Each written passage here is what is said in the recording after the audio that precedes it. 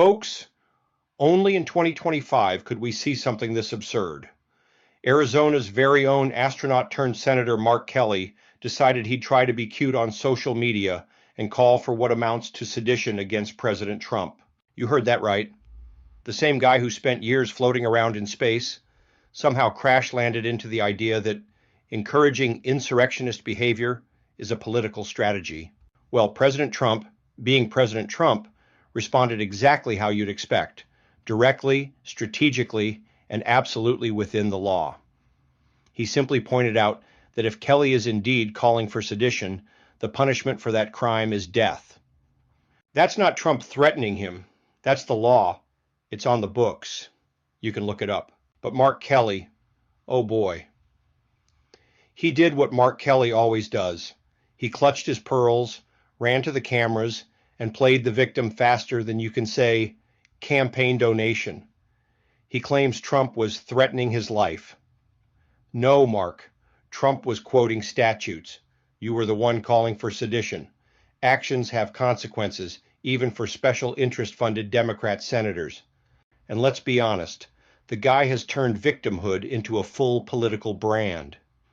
He parades around with his tragically disabled wife every election cycle to score sympathy points while simultaneously pushing his anti-Second Amendment, gun-grabbing crusade, one that would leave law-abiding Arizonans defenseless while criminals roam free.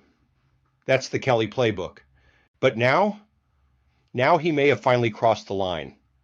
Because after his little stunt, the Department of War opened an investigation into his remarks. That's not MAGA world. That's not conservative media. That's the Pentagon. They are looking into whether a former officer, an astronaut no less, engaged in seditious rhetoric against the commander-in-chief. And frankly, he should be court-martialed, at minimum. He took an oath. He knows what sedition means. This wasn't a joke gone wrong. This was a calculated move by a man with delusions of running for president in 2028. Laughable delusions. By the way, his own donors don't even believe it. But this is the problem with the modern left. They want one set of rules for conservatives and a completely different set for themselves. They weaponize every corner of the legal system against their political opponents. They cry wolf the moment someone quotes the law back at them. They scream threats and violence anytime accountability comes knocking. Well, guess what?